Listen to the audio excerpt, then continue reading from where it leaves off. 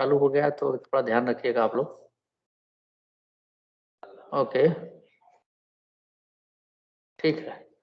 तो हम लोग वर्क फॉर एनर्जी में हम लोग कुछ पढ़ रहे थे और मेरे ख्याल से मैंने लास्ट क्लास में बताया था कि कंजर्वेटिव फोर्स क्या है। मैं एग्जांपल ले लेके बता रहा हूँ ताकि एक एक बात आपको समझ में आ जाए। तो कंजर्वेटिव फोर्स मैंने बताया था कि अगर work done by the force path पे इंडिपेंडेंट हो, यानी इनिशियल फाइनल पॉइंट पता हो और आपका जो है वर्क डन किसी भी पास से हम इनिशियल फाइनल पॉइंट के बीच में करें तो वर्क डन आपका सेम आए तो हम बोलेंगे कि वो फोर्स कैसा है, कंजर्वेटिव है। कंजर्वेटिव का मतलब ये नहीं कि फोर्स कंजर्व हो गया, बहुत सारे लोग ऐसा समझते हैं, वो गलत है। वर्क डन की बात की जाएगी।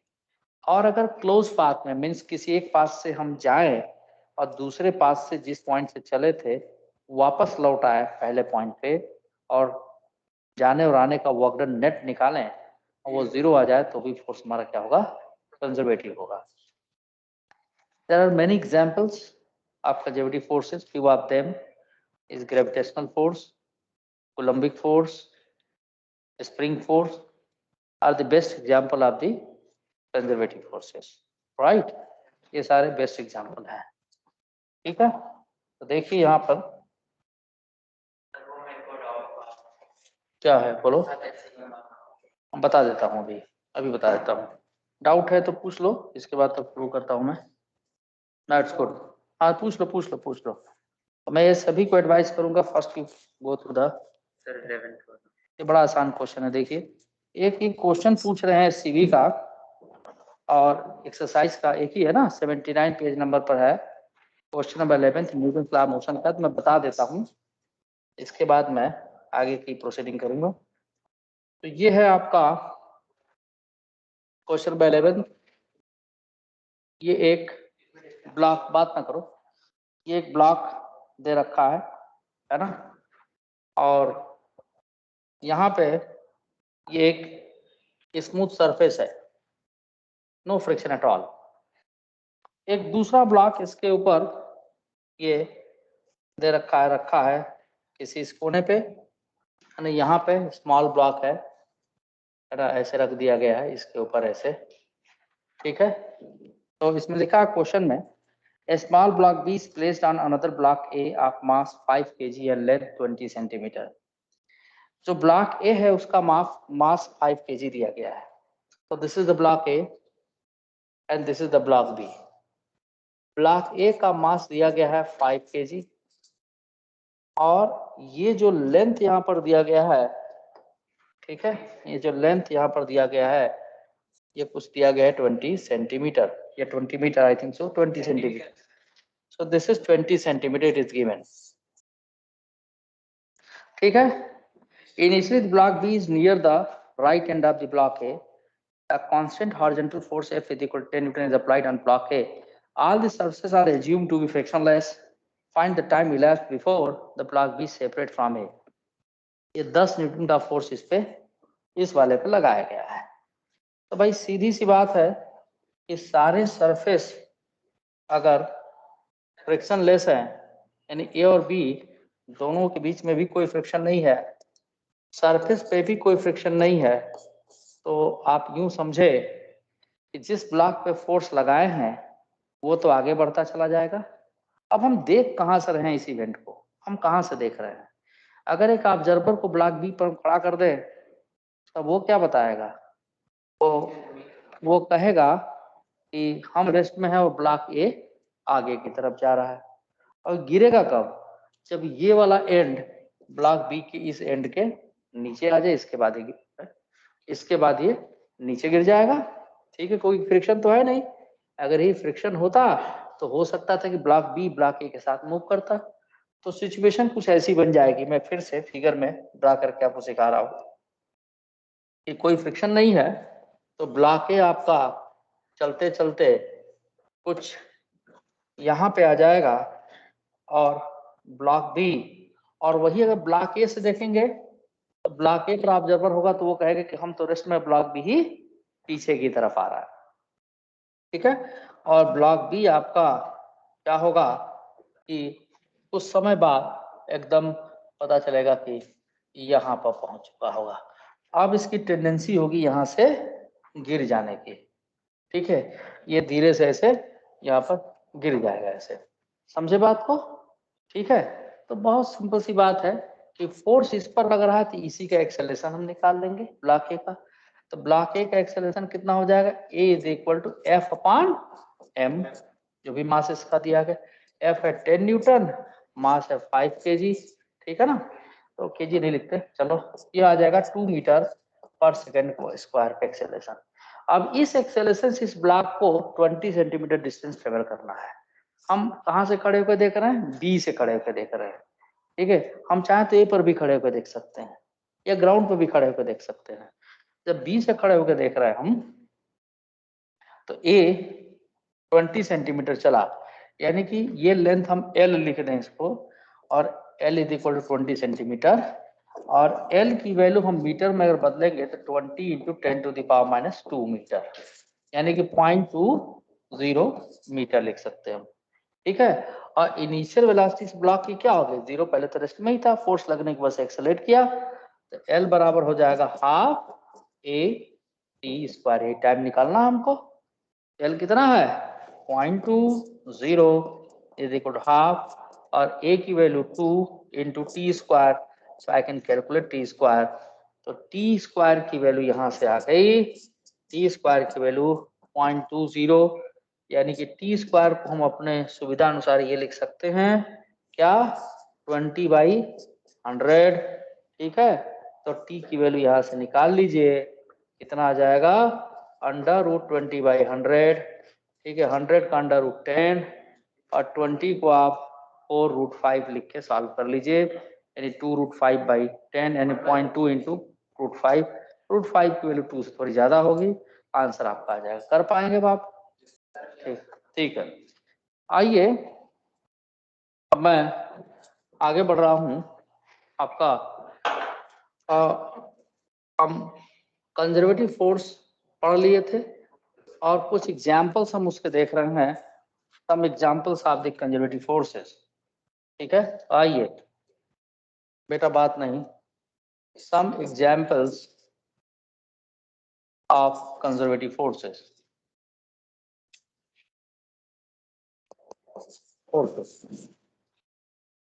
कौन कौन से एग्जाम्पल होंगे भाई,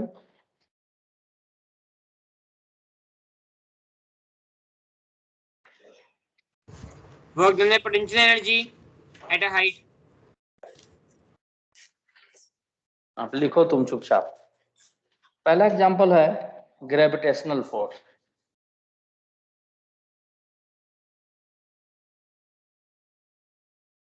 ग्रेविटेशनल फोर्स। दूसरा एग्जाम्पल है इलेक्ट्रोस्टैटिक फोर्स, जो कूलम फोर्स पढ़ोगे 12th में चल सकते, ठीक है।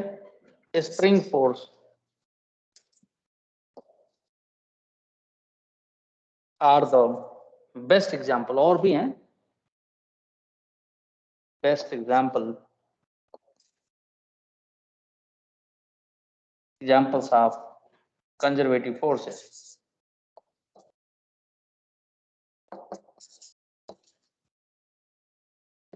अब भाई जो फोर्सेस कंजर्वेटिव नहीं है नॉन कंजर्वेटिव फोर्सेस होंगे, लेकिन उसका भी हम कुछ आगे करेंगे। देखिए नॉन कंजर्वेटिव फोर्स के मैं बात करने जा रहा हूं, non conservative forces. Non conservative forces में क्या होगा कि वर्क डन पाथ डिपेंडेंट होगा, है ना, पाथ पे डिपेंड कर रहा होगा, ठीक है। Conservative forces,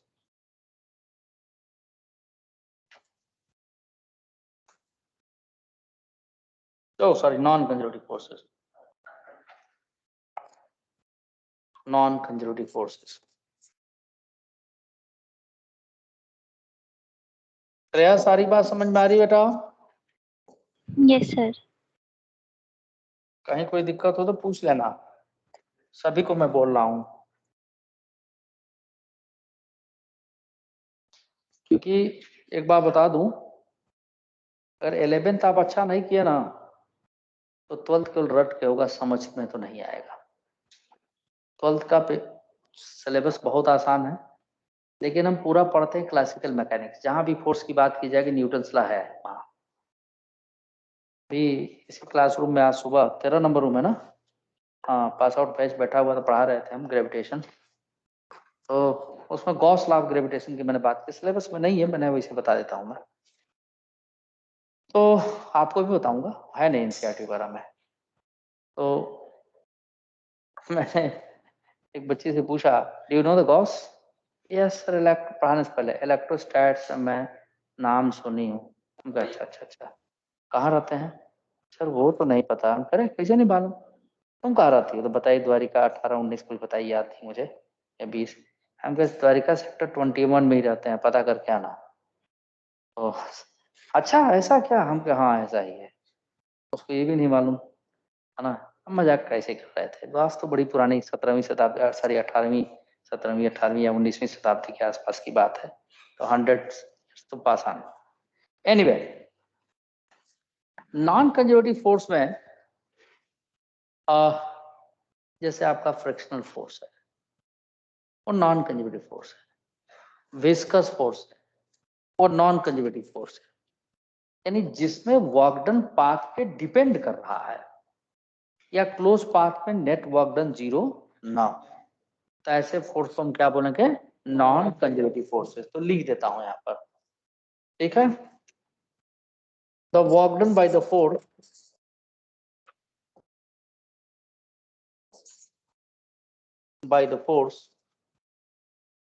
depends on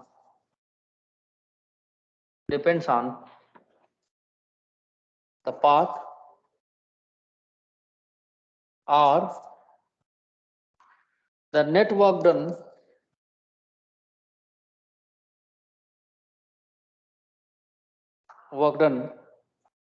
in a closed path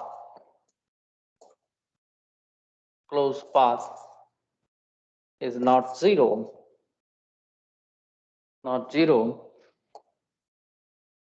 then the force is said to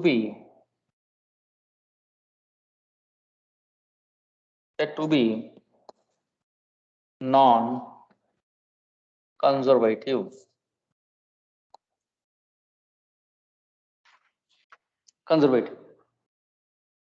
ठीक है। फॉर एग्जाम्पल, फ्रिक्शनल फोर्स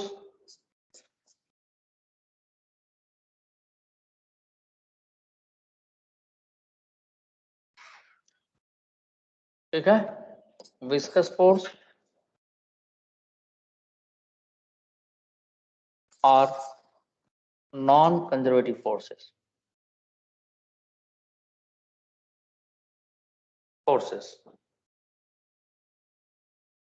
अब इसमें मैं एग्जांपल लेके दिखाऊंगा आपको कि फ्रिक्शनल फोर्स नॉन कंजर्वेटिव कैसे है।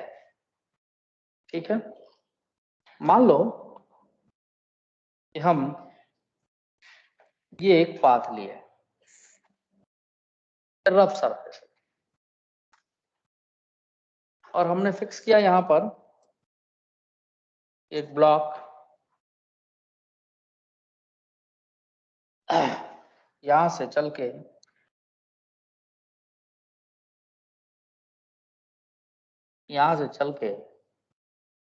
और यहां तक जाकर रुक गया, जो भी फोर्स लगा है। ठीक है, और फिर उसको उतना ही फोर्स देके हम वापस भेजे इसे उतने ही डिस्टेंस तक। तो क्लोज पाथ में वर्क डन हम जरा देखें, 0 आ रहा है। क्लोज पाथ कैसे कि एक बार ये यहां से यहां तक जाए और फिर वापस लौटे। यूं समझो कि पहले जाने के लिए हमने, है ना, ऐसे और फिर ऐसे। मान लो इसका मास m है, ठीक है, और इसको हमने v0 वेलोसिटी दे दिया जाते समय, इस तरफ ऐसे जाते समय दे दिया हमने। ठीक है, और फिर उतनी वेलोसिटी इधर से दे दिया हमने जब वहां पहुंचा। तो मान लीजिए कि ए पे था और जाते समय ए से बी गया और हमने इसको वेलोसिटी दे दी थी v नॉट, और ये सरफेस रफ था, कोफिशिएंट ऑफ फ्रिक्शन इस पर म्यू था। ठीक है, ए से बी गया फिर बी से लौटा, और वर्क डन हम निकाल के देखते हैं। इसमें एक तो नॉर्मल रिएक्शन लग रहा होगा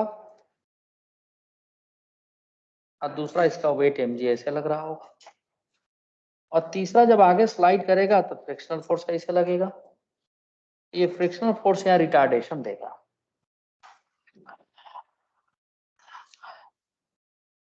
सो नहीं रात को क्या कर रहे थे? रात में फिल्म देख रहे थे क्या?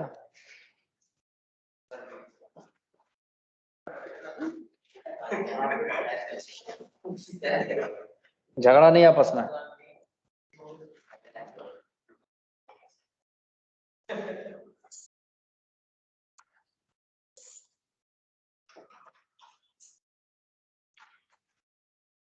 अभी मैं लैंग्वेज भी दे देता हूँ, इसका बना लेने दो पहले।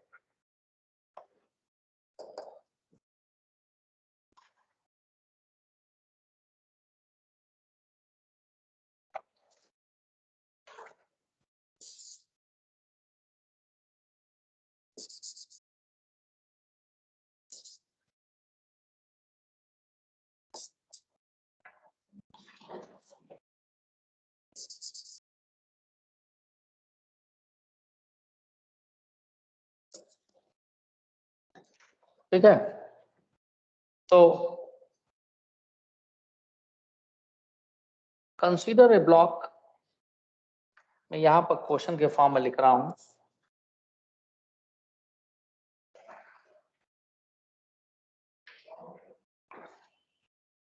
Consider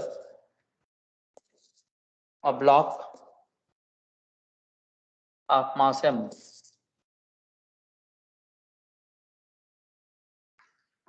is moving, is given a velocity v naught,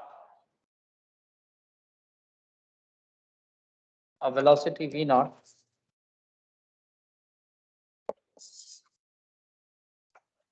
on a rough surface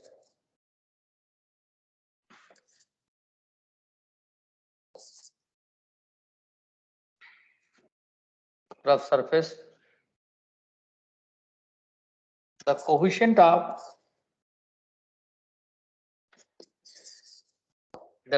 of friction is mu.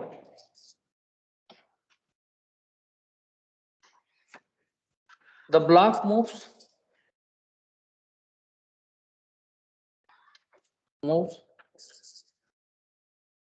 from A to B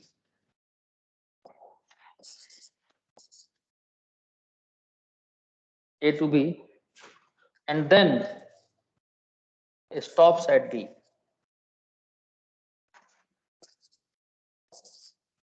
Now the same velocity v naught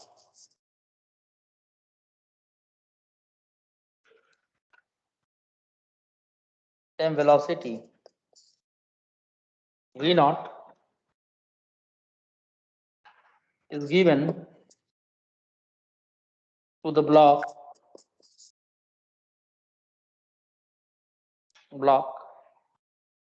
such that it again reaches the point A from B. From B.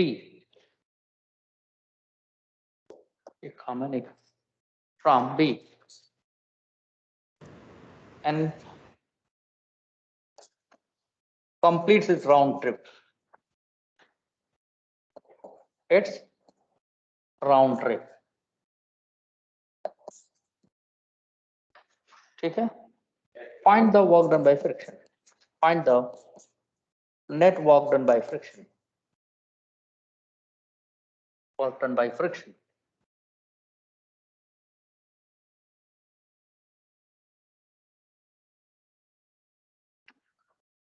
तो यहाँ पे अगर आप देखिए इसमें retardation दे कौन रहा है, फ्रिक्शन दे रहा है। सपोज मान लीजिए यहां से यहां तक एक्स डिस्टेंस किया और वापस एक्स डिस्टेंस आया, तभी तो राउंड ट्रिप कंप्लीट हुआ। तो इस सिचुएशन में retardation is provided by the friction. तो फ्री बॉडी डायग्राम में एक बार ड्रा कर देता हूं।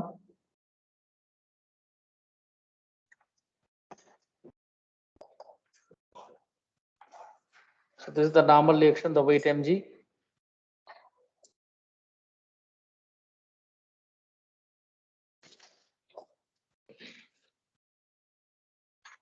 and this side it is friction, and here the velocity v naught. So see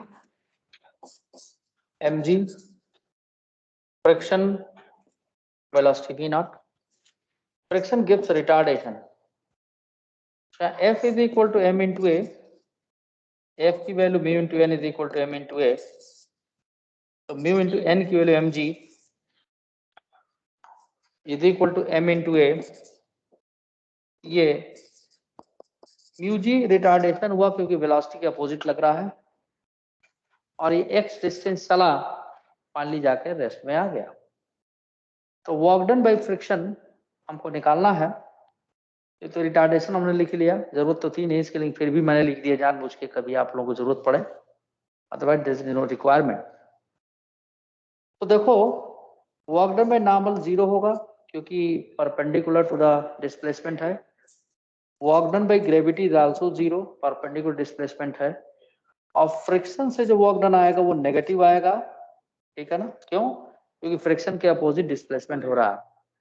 तो minus frictional force into distance x, the frictional force is mu mg into x with minus sign, यानी onward journey के लिए है ये।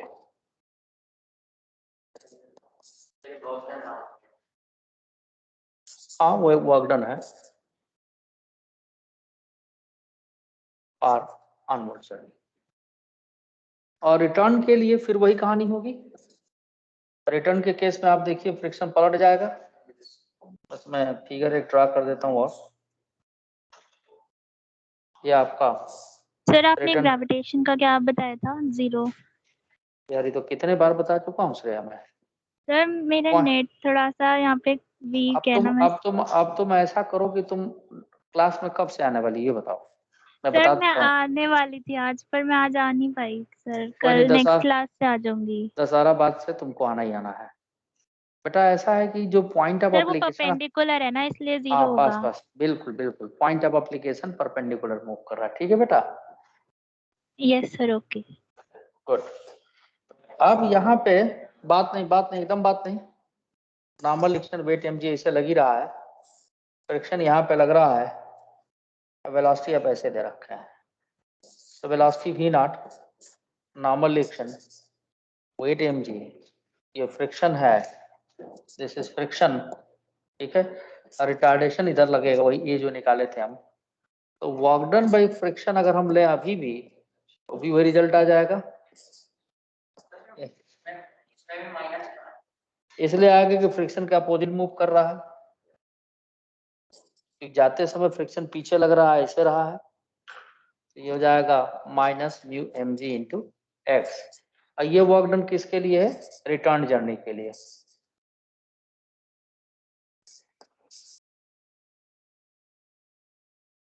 ठीक है? तो अगर हम नेट वर्क डन निकालें इसमें, तो डब्ल्यू नेट की वैल्यू आ जाएगी वर्क डन, ये आपका ऑनवर्ड जर्नी को 1 से लिख दिए, इसको रिटर्न जर्नी को 2 से लिख दिए।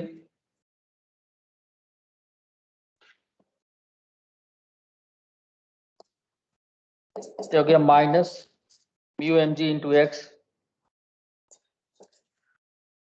ऑनवर्ड जर्नी का, और रिटर्न जर्नी का दोनों मिलके -2 mu mg into x, it is not zero. आप देख रहे हैं जीरो नहीं है, जबकि ग्रेविटेशनल फोर्स के लिए आपको निकाल के दिखाए थे हम, वहां रिटर्न टोटल जीरो आ रहा था। ये कैसा हो जाएगा?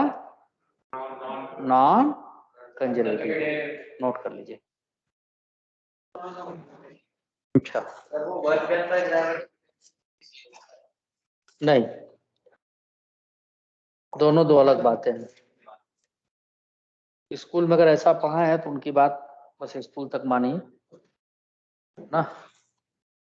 सर मतलब जितने भी ऑपोजिंग फोर्स होते हैं वो नॉन कंजर्वेटिव होते हैं? नो, नेवर नेवर, ऐसा मैंने कब बोल दिया कि जितने फोर्स जो नहीं, है। मैं पूछ रही हूँ सर। नहीं नहीं नहीं नहीं बेटा, नॉन कंजर्वेटिव फोर्स कहाँ जा रहे हैं? ठीक है, नॉन कंजर्वेटिव, बैठ जाओ। एक बार नीचे कर दोगे?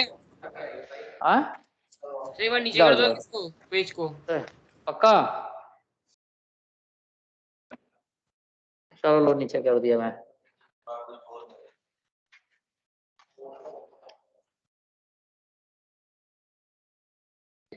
ये हमेशा ऐसा नहीं है। अभी क्या नाम है, श्रेया पूछ रही थी कि जितने भी अपोजिंग फोर्स होंगे नॉन कंजर्वेटिव होंगे, तो बिल्कुल नहीं ऐसा है ना, इट इज नॉट ट्रू। बस अगर वर्क डन पाथ पे डिपेंड कर रहा है तो नॉन कंजर्वेटिव होगा, और नहीं कर रहा है तो सीधा समझ। इसका जो हमने किया, इसका कंक्लूजन ये नहीं है कि अपोजिंग फोर्स या ऐसा कुछ नहीं है। नहीं, अपने आप कैसे समझ लो? अपने आप समझ लोगे तो फिर तो काम खराब हो जाएगा ना। सिर्फ कोई एग्जांपल है उसका ऑपोजिंग जो कंजर्वेटिव हो? बहुत सारे हैं,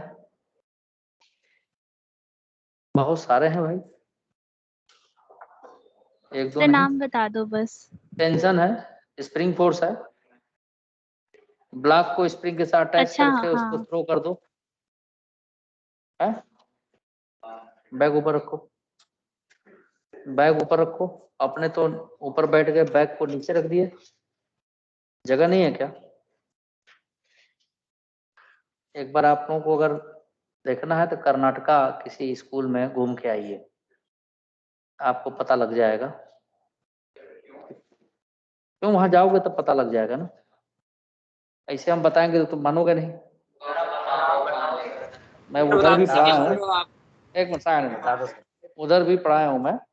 आइए, और वहाँ पे यार मैथमेटिक्स तो उधर के बच्चों की बहुत अच्छी होती है, क्योंकि मैथमेटिक्स जो आप पढ़ते हैं ना, उससे ज़्यादा टफ मैथमेटिक्स वो पढ़ते हैं। वो भी पढ़ते हैं जो आप नाम भी नहीं सुने होंगे, ग्रुपाइड, मोनाइड, ये सारी चीज़ें जो आप इंजीनियरिंग कॉलेज में जाकर पढ़ेंगे, उनके सिलेबस में है। तो मैं पहली बार गया तो देखता क्या हूँ कि किसी भी ऑफिस में जहाँ कागज का वर्क हो रहा है, किसी भी ऑफिस में, कागज का यानी किसी भी ऑफिस में, या किसी स्कूल में भी जाइए, एक सीए के पास में गया, देखा सारे स्टाफ जो चप्पल उतार के बैठे हुए हैं, बाहर चप्पल है भाई, जूता बाहर है, सब नंगे पैर बैठे हुए हैं। मैं समझ गया कुछ तो बात होगी, मैं पूछा नहीं उधर जहाँ मैं पढ़ता था, उधर मैं पूछा, सारे बच्चे जो है, रैक लगा हुआ था बाहर, जूता अपना आते उतारते थे, चले जाते थे।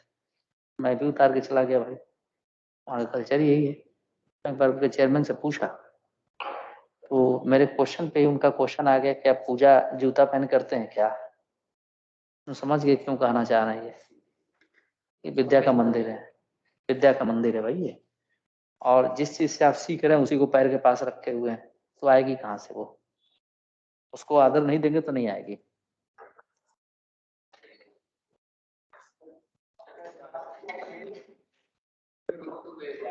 और हाँ, बिल्कुल वही होना चाहिए, गुरुकुल ही। ये संस्कार विहीन होता जा रहा है समाज, बिल्कुल ज्यादा, खासतौर से बच्चे, खास तौर से बच्चे जो जनरेशन है, वो तुम्हारी लोग बात नहीं कर रहा हूँ, मेरे यहाँ भी डर के मारे, भले डर से संस्कार आए तो नहीं, ठीक नहीं है, खुद से पैदा होना चाहिए अंदर से। और ये कर्तव्य जो बड़ों का है सिखाने का, स्कूल हो, घर हो।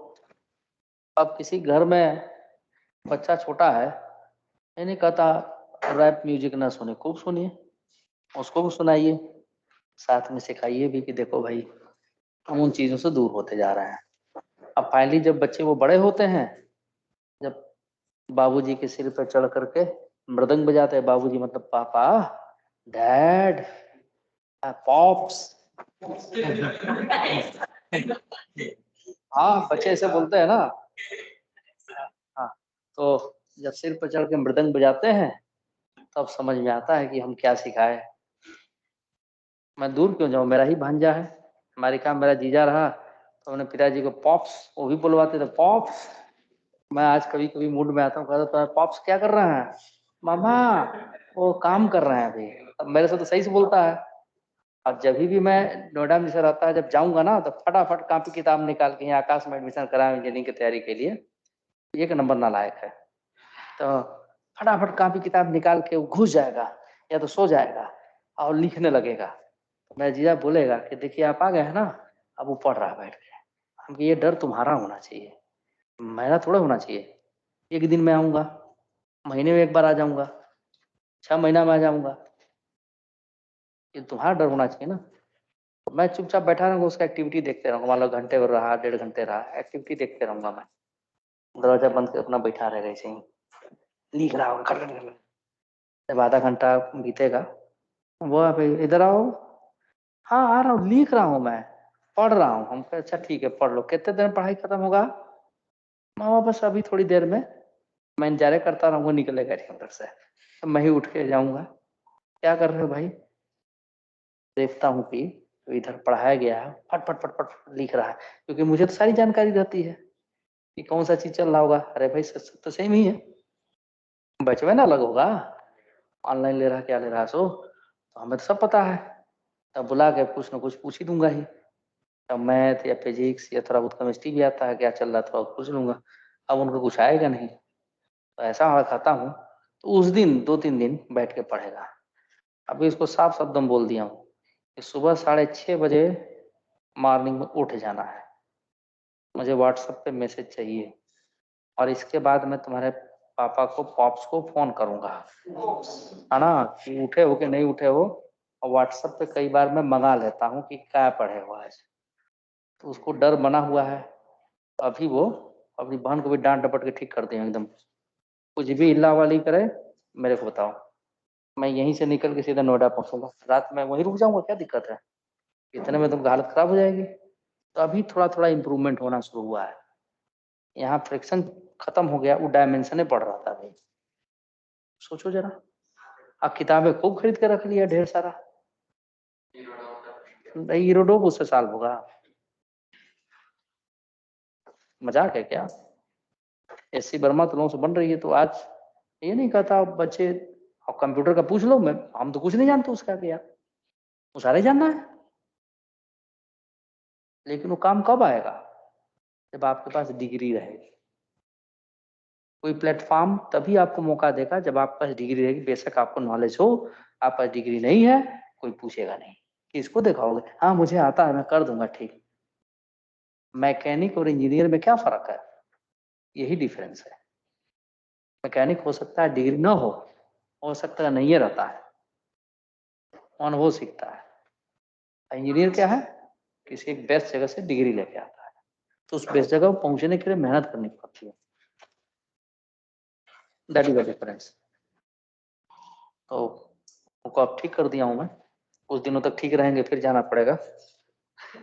नहीं तो मैं कह दिया हूँ कि भाई मेरे 1-2 बार ले आए थे, हमने कहा कि मेरे यहाँ अनुशासन बहुत ज्यादा है। परफेक्ट टाइम पे टीवी देखना है, दिन भर नहीं चलेगा। जो टाइम अलाट है भाई, खेलना हो दिन भर खेलो, कोई बात नहीं। ये आपको होमवर्क दे दिया गया है, शाम को कंप्लीट होना चाहिए। वो चाहे मेरा बच्चा हो या जो भी हमारे यहाँ करा रहा हो, वो फिक्स है, उसमें कोई हिला वाली नहीं।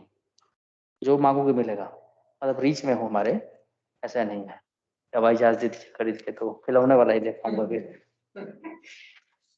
वो आया था एक बार, तो मैं उसे इतनी धमकी दे दिया हूँ कि भाई दिवाली तक मैं तुम्हें मौका दे रहा हूँ तुम्हारे पॉप्स के साथ रहने का, और मैं दिवाली में पूछूंगा, 2-4-5 दिन साथ रहूंगा ना, पूछूंगा क्या क्या तुम्हारा तैयार हुआ है, और नहीं दिवाली बाद तुम मेरे साथ रहोगे। अब उसको डर लग गया है कि मामा उठा के ले जाएंगे तो मरबो करेंगे, और फिजिक्स तो कम से कम पढ़ाएंगे बिठा के। रात को मैं 1:30-2 बजे तक जगता हूँ, जगना पड़ेगा भाई, क्या करोगे तुम, अब पढ़ो। तो थोड़ी सख्ती बरतनी जरूरी है। आइए, तब आप लोग मुझे लगता है कि नॉन कंजर्वेटिव फोर्स के विषय में अच्छे से जान गए होंगे। अब मैं आगे बढ़ता हूँ, थोड़ी कहानी ज्यादा सुना दिया, sorry for that, but this actual thing. और ये मुझे लगता है कि अभी आज ही एक बच्चे को मैं 11th क्लास में है, हाँ, तो वो मोबाइल लेके अपना महंगा वाला आता है ना, तो उसको मौका मैं दिया, आज ही की बात बता रहा हूँ मैं, यहीं की पूरा मौका दिया कि वो ऐसे किताब रख के ना, यूं इधर ऐसे बैठ के, पीछे बैठा हुआ था, कर रहा है। तो हमको पता है, हम जानबूझ करके मैं एकदम उसको रिलैक्स होने दिया कि तुम रिलैक्स रहो, जिससे लगे कि हमको पता ही नहीं है। और लिखते लिखते धीरे से ऐसे उतरे जाके इसके बाद हम कहे अपने पापा का फोन नंबर दो, गलत नंबर दे दिया। तो मैं एक बार सोचा कि ठीक है, शायद न लग रहा वो फोन, कोई बात नहीं। मैं ऑफिस में, वही ऑफिस के फोन से ही फोन मिला है, बात हुई। हम के इसको फोन तो तभी मिलेगा जब आप आएंगे, नहीं तो मेरे पास जमा रहेगा, सुरक्षित है। आप 1 दिन में आए, 2 दिन में आए, 1 महीना में आए, बाद ही मिलेगा। पढ़ेगा नहीं तो आप कहिएगा मत कि फेल हो गया। मैं आपको बता दे रहा हूँ, गार्जियन की जिम्मेदारी और भी कुछ होती है। हाँ, तुम्हारे बैच में नहीं, किसी और बैच में है। अब वो सोच रहा था कि सर तो ऐसे ही कह रहे हैं, बदल आ गई। आपको बढ़िया से उनको बता दिया हूँ मैं, तो सारी कच्चा चिट्ठा उसका खुल गया। आज ही की बात है, सारा कच्चा चिट्ठा खुल गया है। तो जब क्लास छूटी तो मेरे पास फोन मांग, हाँ, फोन मांगने आया। मैंने कहा कि भाई तुम्हारे पापा है। नहीं सर, ये कैसे हो सकता है, करोड़ बाग में थे तुम्हारे पापा, बता दूंगा, पूछ लेना फोन करके। मैं ऐसा ही हूँ भाई, ठीक है। अब वो सुधर जाएंगे, पढ़े चाहे मत पढ़े, पढ़ने का एक्टिंग जरूर करेंगे, और एक्टिंग भी आदमी करेगा तो कुछ भी सीख जाएगा, थोड़ा बहुत तो सीख ही जाएगा, उतने में काम चल जाएगा। चलिए, मैं बात कर रहा हूँ, हमने कंजर्वेटिव नॉन कंजर्वेटिव फोर्स की बात कर ली। अब हम बात करेंगे पोटेंशियल एनर्जी, जिसकी बात आप लोग कर रहे थे अभी कि पोटेंशियल एनर्जी है क्या। जैसे mgh आप लिखते हैं भाई, स्कूल लेवल तक ठीक है। देखिए पोटेंशियल एनर्जी क्या है, ध्यान से समझिएगा, सब लोग ध्यान से समझिएगा।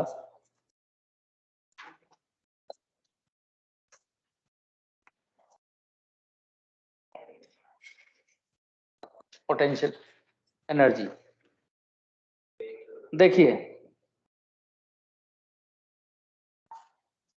जैसे हम लोग पढ़ते हैं कि एक बॉल को अर्थ सरफेस से h हाइट पर थ्रो कर दिया गया, तो बॉल की पोटेंशियल एनर्जी mgh, तो बॉल की नहीं होती, वो अर्थ बॉल सिस्टम की होती है। पोटेंशियल एनर्जी किसी भी सिस्टम के लिए डिफाइंड होता है, किसी एक ऑब्जेक्ट के लिए नहीं। अब पोटेंशियल एनर्जी में हमेशा हम चेंज डिफाइन करते हैं। क्या डिफाइन करते हैं? चेंज। पोटेंशियल एनर्जी कभी भी किसी एक पॉइंट पर हम डिफाइन नहीं कर सकते, और अगर डिफाइन करना भी होगा हमको पोटेंशियल एनर्जी, तो हमेशा हम किसी के रिस्पेक्ट पे डिफाइन करते हैं, और ये मानेंगे हम कि जिस पॉइंट के रिस्पेक्ट में हमने पोटेंशियल एनर्जी डिफाइन की है, उस पॉइंट की पोटेंशियल एनर्जी बाय कंसिडरेशन या कन्वेंशन जीरो मान सकते, कुछ भी मान सकते हैं, बट उसके रिस्पेक्ट में ही डिफाइन होगी। जरा इस बात को मैं एक्सप्लेन कर रहा हूं। अच्छा देखो, मान लो कि ये अर्थ सरफेस है ना, let it be, I should make earth here, poly earth है ना, और ये आपका अर्थ सरफेस है भाई, अर्थ सरफेस, या चलो अर्थ ऐसे बनाने के बजाय स्ट्रेट ऐसे बना दे, नहीं तो ये अर्थ सरफेस है। और हमने दो बॉल्स, एक यहां से एक यहां से, सेम मास का ड्रॉप कर दिया, सेम मास का ड्रॉप कर दिया, दो बॉल, हाइट अलग अलग। हमने यहां पर और ये हाइट अलग अलग लिया, दोनों का मास सेम है, ग्रेविटी दोनों पे जी ऐसे लग रही है, जी ऐसे लग रहा है जी।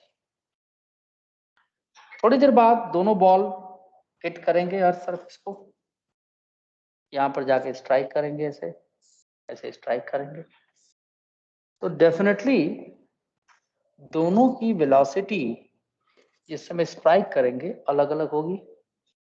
यहाँ इनिशियल वेलोसिटी दोनों की 0 थी, ड्रॉप किया था हमने। अगर आपसे पूछे तो ये स्ट्राइक करेगा v1 वेलोसिटी से जिसकी वैल्यू √2gh1, और ये स्ट्राइक करेगा v2 वेलोसिटी से √2gh2। अब अपनी सुविधा के लिए थोड़ा हम एक न्यूमेरिक वैल्यू लेते हैं। मान लो h1 की वैल्यू हम कुछ 100 मीटर मान लें, h2 की वैल्यू 200 मीटर मान लें, तो कुछ तो वेलोसिटी में फर्क आएगा। नहीं न्यूमेरिक वैल्यू तो भी हम देख लेते हैं। अच्छा, एक बात हमको यहाँ दिख रही है, तो ये कि अगर हम अलग अलग हाइट से ड्रॉप किए हैं, ठीक है, अलग अलग हाइट से ड्रॉप किए हैं, तो जो वेलोसिटी ऑफ इम्पैक्ट है बॉल का, m मास का बॉल है दोनों, वेलोसिटी ऑफ इम्पैक्ट है अर्थ सरफेस से, वो अलग अलग आ रहा है। यानी जरूर कुछ अलग अलग हाइट पे कुछ अलग अलग चीजें हैं जो हमें दिख नहीं रही, इनविजिबल है, वी कैन नॉट सी, क्योंकि वेलोसिटी दोनों को अलग अलग मिल रहा है, जबकि ग्रेविटी तो दोनों पर सेम ही लग रहा है। जी की वैल्यू इसके लिए भी 10 मीटर पर सेकंड स्क्वायर, जी की वैल्यू इसके लिए भी 10 मीटर पर सेकंड स्क्वायर, लेकिन हाइट अलग अलग कर देने से दोनों की वेलोसिटी टाइम क्या हो ज्यादा गई। ले लेगा। थोड़ा कम बोलिए, आप सुनिए ध्यान से, मैं आपसे नहीं पूछ रहा हूँ कि टाइम ज्यादा लेगा कम लेगा, पहले सुनिए जो कहना चाह रहा हूँ, नहीं डेविएट हो जाएगा, है ना, जो मैं बताना चाह रहा हूँ। पहले you should become a good listener, ठीक है। तो अलग अलग हाइट पे से ड्रॉप करने पे velocity of impact with our surface is different, although the gravity is same, मतलब ग्रेविटी जी की वैल्यू दोनों के लिए सेम है। तो ऐसा क्या है, हम यहां से ड्रॉप करें, अब पता चले कि मान लीजिए 5 फीट हाइट से आप कूदिए तो सही सलामत रहेंगे, 10 फीट हाइट से कूदिए तो थोड़ा दिक्कत आ सकती है, और कहीं 50 फीट हाइट से कूद जाइए तो पूरी ही दिक्कत हो जाएगी।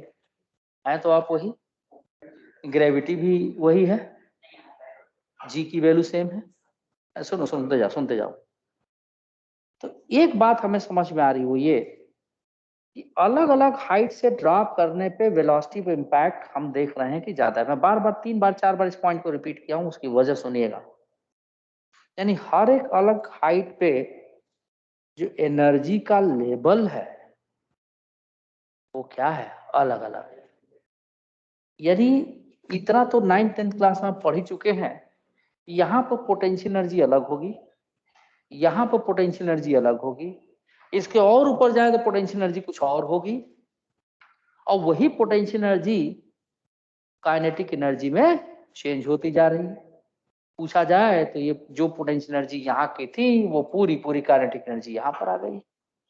यानी यहाँ की पोटेंशियल एनर्जी अलग है और यहाँ की पोटेंशियल एनर्जी अलग है। ये पोटेंशियल एनर्जी इस बॉल की नहीं है, इस अर्थ के ग्रेविटेशनल फील्ड में बॉल मूव कर रहा है, अर्थ अपनी तरफ बॉल को अट्रैक्ट कर रही है, यानी अर्थ और बॉल दोनों की है, एक सिस्टम की पोटेंशियल एनर्जी है।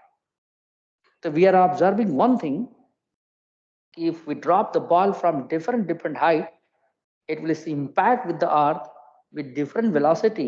So at different level, this ball earth system have different potential energy, ठीक है। सो पोटेंशियल एनर्जी अलग अलग हाइट पे अलग अलग है, हम ये नहीं कह सकते कि यहाँ और यहाँ सेम ही है, इट इज डिफरेंट, ठीक है। जैसे एटॉमिक स्ट्रक्चर में आप पढ़ते हो कि अलग अलग ऑर्बिट में एनर्जी क्या होती है, अलग अलग होती है। उसी तरह से अर्थ के एटमॉस्फेरिक सिस्टम में अलग अलग हाइट पे पोटेंशियल एनर्जी अलग अलग है। यानी ये पोटेंशियल एनर्जी एक ऐसा एनर्जी है जो कॉन्फ़िगरेशन पे डिपेंड कर रहा है। कॉन्फ़िगरेशन में हाइट भी आता है। खाना खाओ यार, क्या कर रहे हो तुम? है ना? कॉन्फ़िगरेशन पे डिपेंड कर रहा है, यानी अलग अलग हाइट पे एनर्जी अलग अलग है। जैसे मान लीजिए पढ़ाई नहीं कर रहे हैं, इधर आओ भाई, तो अगर इनका कान में ऐसे खींच दूं, है ना, तो क्या हो गया? कॉन्फ़िगरेशन चेंज हुआ कि नहीं? साइज चेंज हो गया। और जैसे ही छोड़े हम, तुरंत ही अपने साइज पर ओरिजिनल शेप में आ गया। यानी हमने जो वर्क किया उसकी वजह से इसके इनके कान का कॉन्फ़िगरेशन मैंने चेंज कर दिया, और हुआ क्या, एक तरह की इलास्टिक पोटेंशियल एनर्जी आ गई। और बड़ी देर तक पकड़े रहेंगे तो लाल भी हो जाएगा, देखिए हो भी रहा है। ठीक है, कुछ हीट एनर्जी भी कन्वर्ट हो रहा है, वो बात बाद में करेंगे हम। तो फिलहाल the potential energy in a system is due to the change in configuration of the system. Potential energy यहाँ था लेकिन हमको दिख नहीं रहा। ऐसा नहीं कि नहीं था, बिल्कुल था, लेकिन हमको दिख नहीं रहा था। जब सिस्टम के कॉन्फ़िगरेशन में चेंज करेंगे तो पोटेंशियल एनर्जी में चेंज आ जाएगा। अगर हम कहें, उसी तरह से हम कहें कि बॉल यहां रख दें, मान लो, चलो भाई सुनो, ध्यान से सुनो जरा, एकदम ध्यान सुनो। मैं आप लोगों को सोच लिया हूं, कैसे समझ में नहीं आएगा मैं भी देखता हूं। यहां रख दें, है ना, और हम यहां पर, सॉरी, अर्थ को ही रेफरेंस पॉइंट मान ले, अर्थ सरफेस को रेफरेंस पॉइंट मान लें, और हम कहें कि यहाँ की पोटेंशियल एनर्जी क्या है इस बॉल की, बॉल मारते इन जनरल क्या बताते हैं? जीरो, कहते हैं ना जीरो। लेकिन अगर इसी को उठा कर हम यहाँ ले जाएं तो पोटेंशियल एनर्जी तो कुछ तो आ जाएगी, क्योंकि जो पोटेंशियल एनर्जी यहाँ से उठा के ले जाने में यहाँ आई है, ठीक है, वही फिर किस में कन्वर्ट हो गई है? काइनेटिक एनर्जी में कन्वर्ट हो गई है। यानी हो गई है ना, इतनी बात तो समझ में आ रही।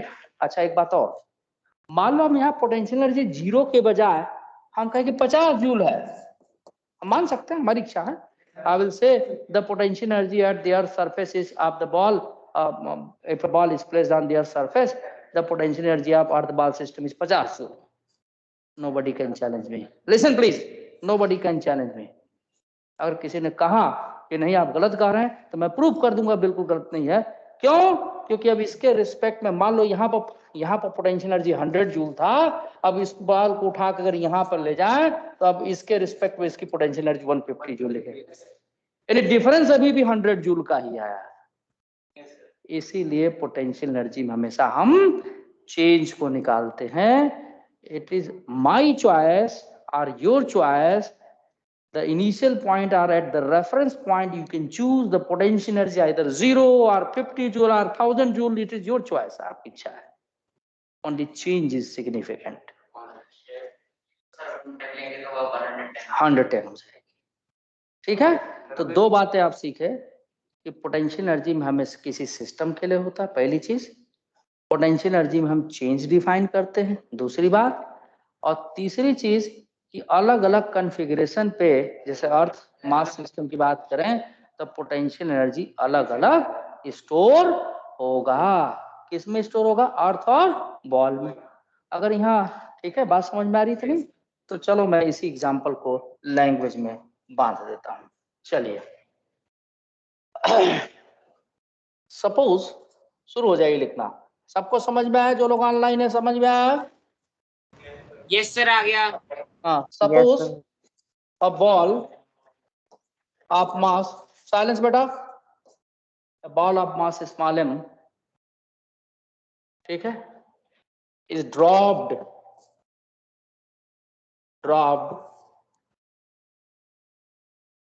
from height h1 and another ball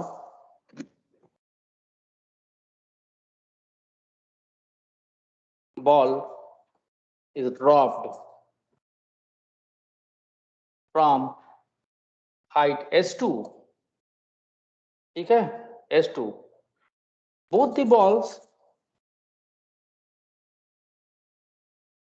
strikes the earth surface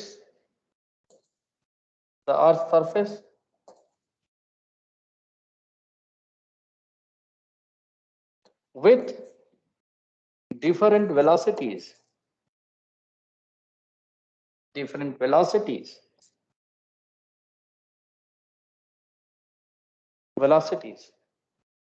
Although प्रयास समझ में आया? Although Yes, sir. the gravity, the acceleration due to gravity,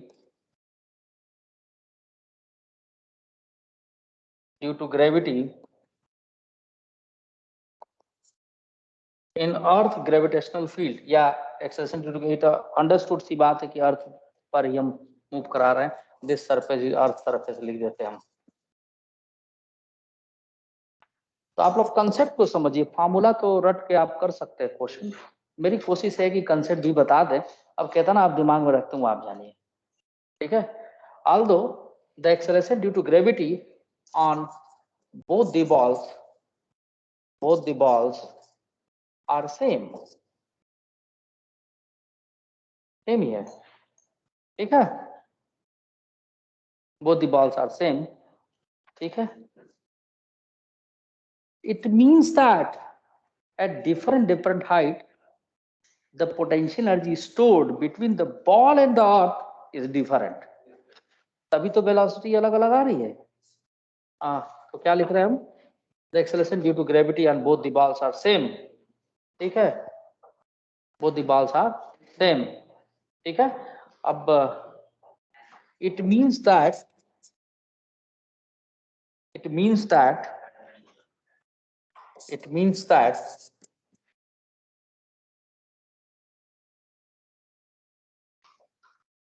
that अब देखो भाई, ऐसा है कुछ तो चीज ऐसी है जो हमें दिख नहीं रही। पोटेंशियल एनर्जी किसी ने देखा है क्या? उसका कन्वर्जन देखा है? No sir. Potential energy kinetic में कन्वर्ट हो जाए, हीट में कन्वर्ट हो जाए, हम कन्वर्जन उसका देखते हैं, हम ऐसे नहीं देख सकते, बता नहीं सकते, ठीक है। It means that something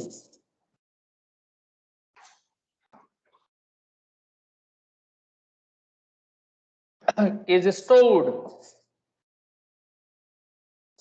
between the earth ball system which depends on, किस पर डिपेंड कर रहा है? on the configuration of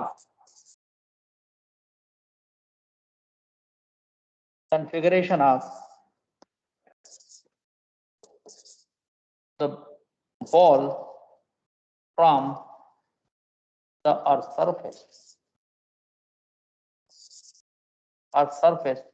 which is none other than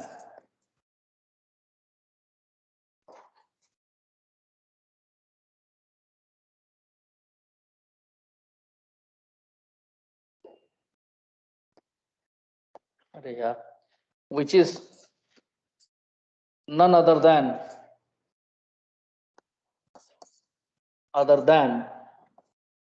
the gravitational potential energy.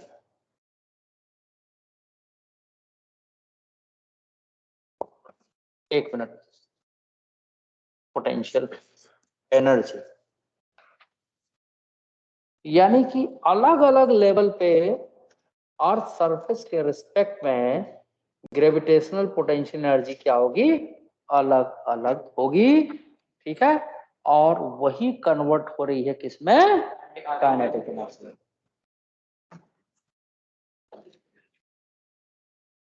यहां तक किसी कोई डाउट हो तो पूछ सकता है।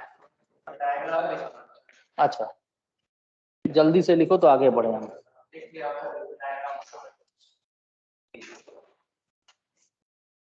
अरे यार, ऊपर जा क्यों नहीं रहा है? चलो लिख लो जल्दी लिखो। क्या? वो हमने मान लिया था। आप अभी बताता हूँ, पहले लिखो। ठीक है, अभी बताता हूँ मैं, अभी उस पर भी आ रहा हूँ, मैं।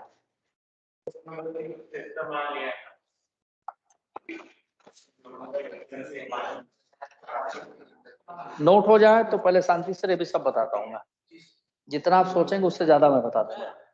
और बीच में बोलेंगे, जैसे एक बच्चा ऑनलाइन में भी टपक रहा था कि टाइम ज्यादा लिया, जैसे लग रहा है हमको पता ही नहीं टाइम ज्यादा लिया। पहले आप लोग के गुड लिसनर बनिए। नहीं भाई, हाइट अलग है, इक्वल कैसे लेगा? एच बराबर half g t square t equal to 2h upon g. Height different होगा तो टाइम अलग हो जाएगा बेटा। तो यहाँ टाइम की तरफ हमें ले ही नहीं जाना था। वो गलत नहीं बोल रहा था, बिल्कुल ठीक बोल रहा था वो बच्चा जो है। कौन बोल रहा था बेटा? कौन बोला था? हेलो, श्रेय राणा नहीं था, अब थोड़ा श्रेय राणा सुधार रहा है। हाँ चलो आगे बढ़े, हम इतना नोट हो गया। अच्छा, तो यहाँ पर देखिए कि हमने लिखा कि it means that something is stored between the earth ball system which depends on the configuration of the ball from the earth surface, ठीक है, which is none other than the gravitational potential energy. यानी ये gravitational potential energy earth ball system के बीच में store है, ठीक है, अर्थ बॉल सिस्टम के बीच में स्टोर है। और जो डिपेंड कर रहा है कि बॉल की कॉन्फ़िगरेशन अर्थ सरफेस के रिस्पेक्ट में, क्या मतलब हाइट की बात की जा रही है यहाँ पर, यानी अलग अलग हाइट पे अलग अलग पोटेंशियल एनर्जी स्टोर होगा, वही कन्वर्ट हो रहा है हमारा किसमें? काइनेटिक एनर्जी में, ठीक है। अब देखिए मैं आगे लिखने जा रहा हूं, we can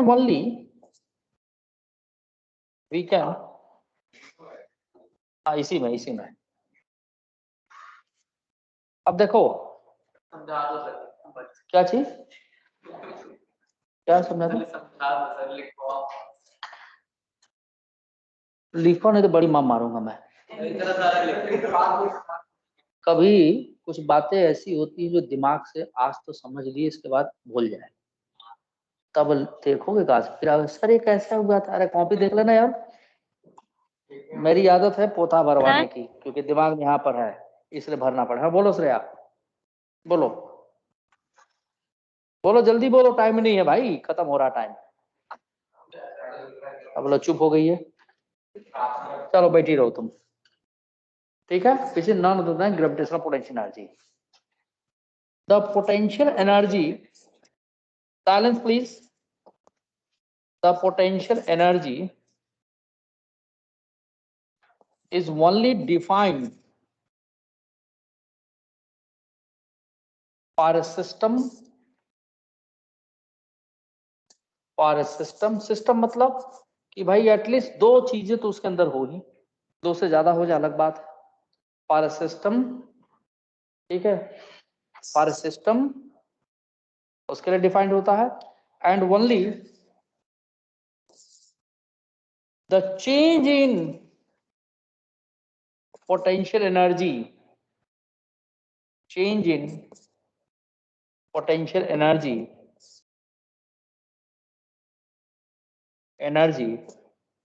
is significant,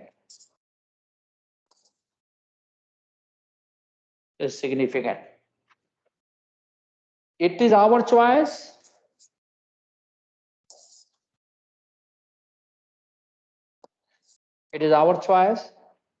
that we can assume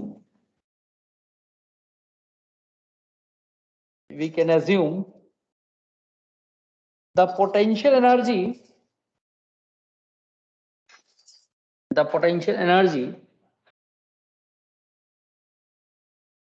at the, अभी मैंने अर्थ बॉल सिस्टम लिया तो अर्थ सरफेस की बात कर रहे हैं, ब्रैकेट में लिख लेंगे रेफरेंस पॉइंट, ठीक है ना, at the earth surface, bracket में रेफरेंस पॉइंट, ठीक है, इज 0 और 50 joule, 100 joule, anything I can consider. तो नॉर्मली हम 0 मानते हैं, ठीक है, कैलकुलेशन किसी के लिए भी आसान होगा, हमारी इच्छा है, ठीक है। 0, 50 जूल, 100 जूल, एनीथिंग, कुछ मान सकते, 1000 जूल भी हम मान सकते हैं, इट इज माई चॉइस, ठीक है, इसीलिए अगर हम जीरो मानेंगे, जैसे एग्जांपल मैंने लिया था फिगर में, अगर हम अर्थ सरफेस पर हमने पोटेंशियल एनर्जी जीरो मान लिया है, और मान लीजिए पहले एग्जांपल में जैसे यहाँ के लिए हमने जीरो माना था और हमने कहा कि यहाँ पे H1 हाइट पे 100 जूल है, अगर वही हम कहें कि नहीं भाई ये जीरो बजाय 50 जूल है यहाँ पे, तो H1 हाइट पे ये एनर्जी 150 जूल हो जाएगी। जैसे 100 और जीरो का डिफरेंस 100 आएगा, उसी तरह से 150 और 50 का डिफरेंस, अंडरस्टूड? ये जस्ट हमने मान लिया है, ये आपको समझाने के लिए, ऐसा नहीं है कि जो है, हो सकता है -150 हो, कुछ भी हो। अरे भाई इन दोनों का हाइट सेम ले आंख है, क्या है तुम्हारा सो? ये देखो दोनों हाइट H1 ही है। अगर सुनो, अगर यहां पर हम मानते ये जीरो और यहां पे मान लेते हम 150 जूल या 200 जूल फॉर एग्जांपल, ये तो इसी को उठा के यहीं तक ले गए ना यार। देखो यहाँ पर ये तो उसी को उठा के यहाँ तक ले गए हैं, H1 हाइट तक। हाँ बस, और क्या। और मान लो कि यहाँ पर हम लिखते कि ये 200 जूल है, ठीक है, और यहाँ पर जीरो लेते तो जीरो के रिस्पेक्ट में 200 जूल होता। अगर हम यहाँ मान देते कि 50 जूल है तो यहाँ पर 250 हो जाता, तो डिफरेंस अभी भी 200 जूल आता। इसीलिए मैंने यहाँ पर एक लाइन लिखी है कि the difference in potential energy is only significant. ठीक है, क्या देखो यहाँ पढ़ो ध्यान से, the potential energy is only defined for a system, किसी सिस्टम के लिए होता है। देखो जी बात नहीं एकदम, नहीं थप्पड़ लगा दूंगा, ये समझ लो, ऑन रिकॉर्ड बोल रहा हूँ एकदम, बात नहीं। आपस में टीचर और स्टूडेंट न बनो। And only the change in potential energy is significant. या देखिए ध्यान से लिख रखा हूं मैं, change in potential energy is significant, ठीक है ना। वो चेंज हमेशा सेम आना चाहिए। अगर आप ग्राउंड को माने हैं जीरो और उसके रिस्पेक्ट में H1 हाइट पर 100 जूल है, तो डिफरेंस 100 माइनस जीरो 100 ही रहा। ग्राउंड को आपने 50 मान लिया तो H1 पे 150 हो जाएगा। ग्राउंड को 100 मान लिया तो ऊपर कितना हो जाएगा? हाँ बिल्कुल 200 ही हो जाएगा। तो डिफरेंस हमेशा सेम आना चाहिए, और डिफरेंस ही पोटेंशियल एनर्जी का सिग्निफिकेंट होता है। ठीक है, आगे बढ़ते हैं हम। तो it is our choice that we can assume the potential energy at the earth surface, क्योंकि अर्थ बॉल सिस्टम की बात कर रहे हैं, जिसको मैं रेफरेंस पॉइंट बोल दिया, अर्थ सरफेस इज 0 या 50 या 100 या एनीथिंग, कुछ भी मान लें हम, एटसेट्रा, कुछ भी मान लें। अब क्या, अब एक बात और इसमें खास है कि क्या पोटेंशियल एनर्जी किसी भी सिस्टम के लिए हम डिफाइन कर सकते हैं? जैसे स्प्रिंग ब्लॉक सिस्टम है और ब्लॉक एक रफ सरफेस पर रखा हुआ है, तो हम डिफाइन कर सकते हैं क्या? बिल्कुल नहीं कर सकते। जहां पर नॉन कंजर्वेटिव फोर्स लग रहा होगा वहां पर पोटेंशियल एनर्जी डिफाइन उस फोर्स के लिए नहीं होगी। तो potential energy is defined only for system and it is defined the work done by conservative force. मैं लिख रहा हूं यहां पर, देखो मैं रिपीट कर रहा हूं तुरंत। The potential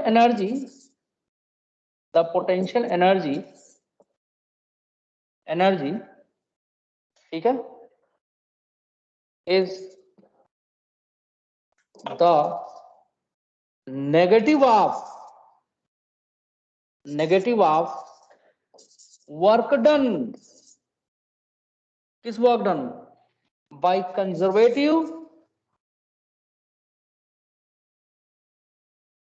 and internal forces।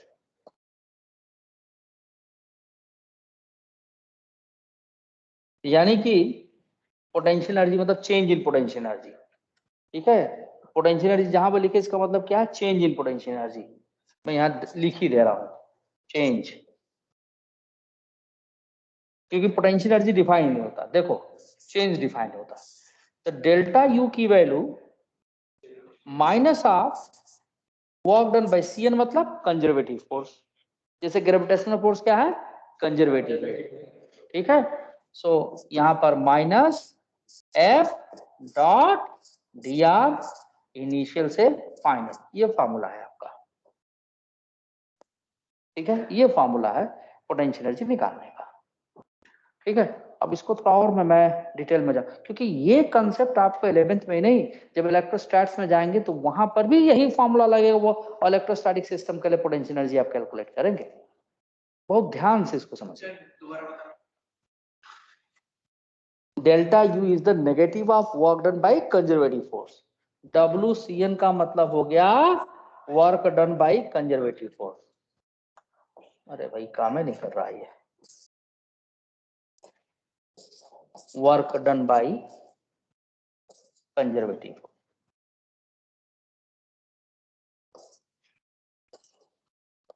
Conservative force का फ्रैक्शन कंजर्वेटिव है क्या,